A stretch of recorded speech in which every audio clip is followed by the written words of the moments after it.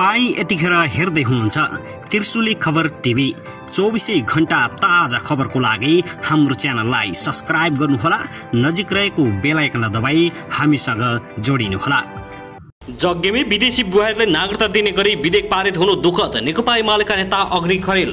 पुष्पलालको स्मृति दिवसमा ओलीको दाबी, भीमदत्त पन्तको टाउको कटाउने नेपाली काङ्ग्रेस हो। ओलीको आरोप, आफ्नै पार्टीका नेतालाई फाँसी दिँदा काङ्ग्रेसले शहीद मानेन।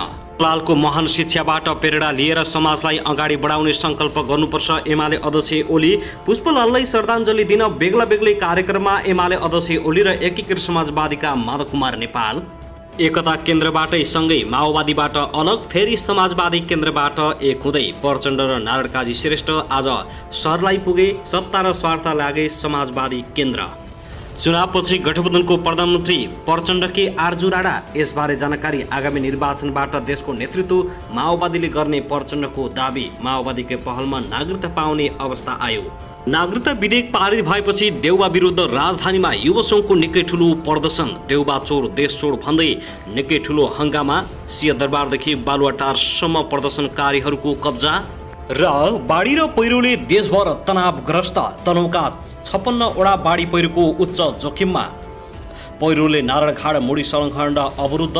मेलम्चीमा आयो भीषण बाढी। के कति क्षति भयो, यसबारे सम्पूर्ण जानकारी। विपदजन्य घटनामा 128 जनाको मृत्यु। अब हेर्नुहोस् पूरा समाचार।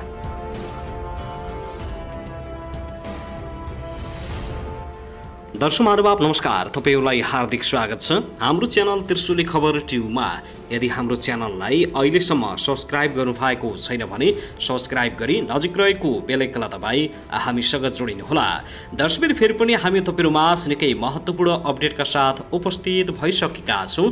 यो भिडियोलाई अन्तिमसम्म हेरी हामीले साथ दिनुहोला।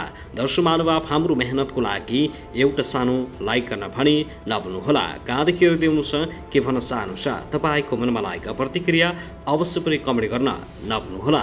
दर्शक के तपाईँ हाम्रो च्यानलमा नियमित श्रोता हुनुहुन्छ? यदि नियमित हुनुहुन्छ भने तल कमेन्ट बक्समा नियमित अथवा रेगुलर लेख्नुहोस्। यदि तपाईँ नयाँ हुनुहुन्छ भने सब्स्क्राइब गरी जोडिनुहोस्, ताकि नयाँ अपडेटका साथ हामी तपाईहरुमा छरपल उपस्थित हुने गर्दछौँ। हाम्रा अपडेटहरू तपाईहरूलाई के कस्तो लागिरहेका छन्, सल्लाह सुझाव प्रतिक्रिया कमेन्ट बक्समा छोड्न नभुल्नुहोला।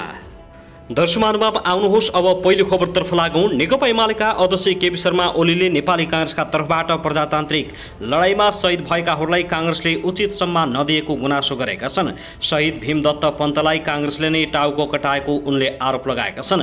कम्युनिस्ट पार्टीका संस्थापक पुष्पलाल श्रेष्ठको श्रद्धाञ्जली कार्यक्रममा उनले भने, मातृका प्रसाद कोइराला प्रधानमन्त्री छँदा 2010 सालमा भीमदत्त पन्तको टाउको नेपाली काङ्ग्रेसले कटाएको थियो। त्यसैले काङ्ग्रेसको भीमदत्तलाई शहीद मान्दैन। भीमदत्त र विद्यार्थी नेता चिनिया काजीको नाम लिँदा काङ्ग्रेसलाई सिरिङ्ग हुने ओलीको टिप्पणी रहेको छ। दुर्गानन्द झाले राजा महेन्द्रको गाडीमाथि बम हान्दा त्यसको जिम्मेवारी काङ्ग्रेसले नलिएको पनि उनको भनाइ छ। दुर्गानन्द झालाई राजामाथि बम हानेको भनेर फाँसी दिएको थियो। उनले बम हानेका थिए कि थिएनन् त्यो बेग्लै कुरा हो। हानेका थिए भने त्यो काङ्ग्रेसकै कार्यकर्ताका रूपमा परिवर्तनका लागि हानेका थिए, तर काङ्ग्रेसले त्यसको ओनरसिप लिएन। दुर्गानन्दलाई शहीद मानेन, ओलीले भनेका छन्। काङ्ग्रेसको तर्फबाट आन्दोलन गर्दा यज्ञबहादुर थापा, भीम नारायण श्रेष्ठहरू शहीद भनेको भए पनि काङ्ग्रेसले उनीहरूलाई नसम्झिने गरेको ओलीले आरोप लगाएका छन्। सत्ता स्वार्थका कारण काङ्ग्रेसले आफ्नै आदरणीय नेताहरूलाई फाँसी दिँदा वक्तव्यसम्म जारी गर्न सकेन, सामान्य प्रतिक्रिया पनि दिन सकेन। कति लाजमर्दो। दर्शक महानुभाव, त्यसैगरी नेकपा एमालेका नेता अग्निप्रसाद खरेलले विवाहको जग्गेमै विदेशी बुहारीलाई नागरिकता दिनु गलत भएको बताएका छन्। बिर्तामोड स्थित आफ्नै निवासमा पत्रकार सम्मेलन गर्दै नेता खरेलले विदेशबाट विवाह गरेर नेपाल आउने बित्तिकै वैवाहिक अङ्गीकृत नागरिकता प्राप्त हुने गरी विधेयक पास हुनु दुःखद भएको बताएका छन्। उनले नेकपा माओवादी केन्द्रका अध्यक्ष प्रचण्डको भारत भ्रमण लगत्तै नागरिकता विधेयक पारित हुनुले थप आशंका जन्माएको धारणा राखेका छन्। नागरिकता विधेयकमा माओवादी केन्द्र र एकीकृत समाजवादीले दोहोरो भूमिका खेलेको उनको आरोप छ।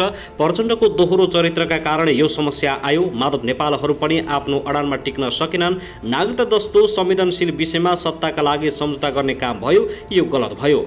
पूर्व कानुन समेत रहेका पूर्व कानुन मन्त्री समेत रहेका नेता खरेलले भारतसँग समानताको सिद्धान्त अख्तियार गरेर 7 वर्षको समय अवधि राख्नुपर्ने नेकपा एमालेको धारणा भएको र त्यही अनुसार संशोधन प्रस्ताव दर्ता गरिएको बताएका छन्। उनले प्रस्ताव कार्यान्वयन नहुने थाहा पाएर नै पार्टीको अडान स्वरूप दर्ता गरिएको जानकारी दिएका छन्। माओवादी केन्द्रले सुरुमा 7 वर्षको समय अवधि राख्नुपर्ने अडान राख्दै आए पनि बिहीबार भने माओवादीले लाइन चेन्ज गरेको थियो। माओवादी केन्द्रका अध्यक्ष प्रचण्डको भारत भ्रमण लगत्तै माओवादीको अडान फेरिएको भन्दै आलोचना भएको छ। भारतमा बिहे गरेर गएका नेपाली महिलाले त्यहाँको नागरिकता पाउन 7 वर्षको समय लाग्ने गरेको छ। दर्शक महानुभाव, त्यसैगरी नेपालको संविधान अनुसार संघीय र प्रदेश संसदको लागि आवधिक निर्वाचनको मिति नजिकै छ। पार्टीहरू चुनावको लागि ताप्न लागेका छन्। देशमा संघीय सांसदहरू मध्येबाट नै देशको कार्यकारी प्रमुख प्रधानमन्त्री चुनिने हुनाले अबको 41औं प्रधानमन्त्री को बल्ल भन्ने कुरामा जनमानसमा जिज्ञासा र कौतूहल त देखिन्छ। तर दलहरू आधिकारिक रूपमा नबोले पनि उनी पुराना नेताकै नाम लिएको सुनिदा जनमानसमा खिन्नताको महसुस पनि पाइएको छ। अब राजनीतिक दलहरू आधिकारिक रूपमा नाम नै लिएर निर्वाचनमा जानुपर्छ। देशको प्रधानमन्त्री भनेको देशको मूल नायक भएको हुनाले जनताले निर्वाचन पूर्व नै थाहा पाउनुपर्छ। निर्वाचन अघि नै प्रस्ताविक प्रधानमन्त्रीका देश विकासका योजना र उद्देश्य जनताले नै थाहा पाउनुपर्छ। दलहरूले निर्वाचनपछि गुटबाट वा टिके प्रणालीबाट प्रधानमन्त्री बनाउने परम्परालाई अन्त्य गर्नुपर्छ। सबै पार्टीभित्र आन्तरिक लोकतन्त्रको विकास गरिनुपर्छ।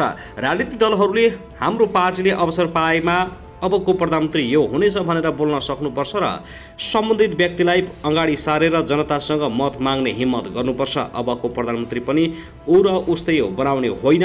पुरानालाई ससम्मान विदा गरी नयाँलाई अवसर दिन राम्रो हुन्छ। अहिले नै दलहरूले एउटा महत्त्वपूर्ण निर्णयमा पुग्नुपर्ने देखिन्छ। अहिले दलहरूप्रति के कस्तो जनआक्रोश र विस्तृतता देखिएको छ भन्ने कुरा हालै सम्पन्न स्थानीय तहको निर्वाचनको मतपरिणामले सिक्नुपर्ने देखिएको छ।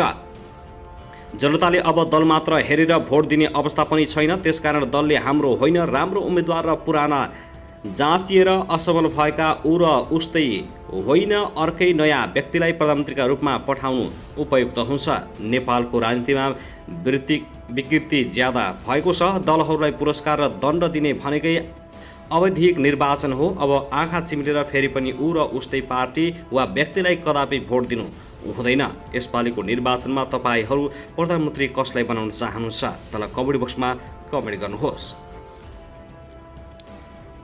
दर्शकबिन, त्यसैगरी नेकपा माओवादी केन्द्रका अध्यक्ष पुष्पकमल दाहाल प्रचण्डले आगामी निर्वाचनबाट देशको नेतृत्व नेकपा माओवादी केन्द्रले गर्ने दाबी गरेका छन्। शुक्रबार पार्टी केन्द्रीय कार्यालय पेरिस डाँडामा भएको कार्यक्रममा बोल्दै आगामी सङ्घ र प्रदेशको निर्वाचनमा माओवादीलाई देशको बागडोरको जिम्मा लिनबाट कसैले रोक्न नसक्ने बताएका हुन्। प्रचण्डले पार्टीमा पछिल्लो समय प्रवेश गर्ने नेता कार्यकर्ताको सङ्ख्या बढिरहेको भन्दै यसले माओवादीलाई एकपटक पुनः सरकार सञ्चालनको जिम्मा दिने बेला आइरहेको दाबी गरेका छन्। प्रचण्डले माओवादीकै जोडबलमा शुक्रबार संघीय संसदबाट नागरिकताबारे निर्णय भएको समेत बताएका हुन्। साथै भारतको 3 दिने भ्रमण 31 असार 1 साउनसम्म सकेर नेपाल फर्केपछि माओवादी केन्द्रका अध्यक्ष प्रचण्डले एकसाथ 2वटा काम गरिरहेका छन्। पहिलो, जसपाका नेता डा बाबुराम भट्टराई नेकपा एकीकृत समाजवादी पार्टीका अध्यक्ष माधव कुमार नेपाल र अर्का नेता वामदेव गौतमसँग पार्टी एकता गर्ने योजनासहित निरन्तर संवाद। दोस्रो, नेपाली काङ्ग्रेस सहितको 5 दलीय गठबन्धन आगामी प्रतिनिधि सभा र प्रदेश सभा निर्वाचनसम्मै कायम राख्ने अडान। प्रचण्ड कम्तीमा प्रतिनिधि सभा र प्रदेश चुनाव अघि प्रचण्ड पार्टी एकता गर्न वा मिनी वाम गठबन्धन बनाउन चाहन्छन्। नेकपा राष्ट्रिय एकता अभियानका संयोजक वामदेव गौतम लगायत नेकपाकालीन 5 नेताहरूबीच यसैका लागि छलफल चलिरहेको छ। स्थानीय निर्वाचनपछि प्रचण्डले आफू सत्ता निर्माणमा निर्णायक शक्ति बन्ने विश्लेषण गरिरहेका छन्। साउन 1 मा भारत भ्रमणबाट फर्किएका प्रचण्डले आफ्नो भ्रमण निकै सफल भएको दाबी गर्दै भनेका छन्, सरकार र भाजपाले जुन सम्मान र सुरक्षाको प्रबन्ध मिलायो यो त प्रधानमन्त्रीलाई भन्दा कम थिएन। समग्रमा मैले सोचे भन्दा राम्रो भ्रमण भएको महसुस भएको छ। तथापि प्रचण्डले भारतीय प्रधानमन्त्री नरेन्द्र मोदीलाई भेट्न पाएका थिएनन्। भारतीय जनता पार्टी भाजपाका अध्यक्ष जगत प्रसाद नड्डाको निमन्त्रणमा भारत भ्रमण गएका उनले मोदी राष्ट्रिय सुरक्षा सल्लाहकार अजित डोभालसँग भने पोलिसी लेभल नीतिगत तहमा छलफल र समझदारी बनेको बताएका छन्। 2 घण्टा अजित डोभालसँग भएको भेट निकै महत्त्वपूर्ण रह्यो। उनले भने खुलेर समस्या सम्भावना अवसर र चुनौतीबारे कुराकानी भएको छ। मैले तेलको मूल्य, खाद्यान्न र डुबानबारे पनि कुरा उठाएको छु। केही दिनमा प्रगति हुन्छ। पर्चले भनेको त्यो प्रगति कहिलेबाट सुरु हुन्छ त्यो त खुलेको छैन, तर नेपाल फर्किएपछि उनी एकाएक वाम एकताको कसरतमा किन लागे, यो एउटा चासोको विषय बनेको छ। अब प्रधानमन्त्री प्रचण्ड हुने या आरजु राणा हुने भन्ने पनि प्रश्न बनेको छ।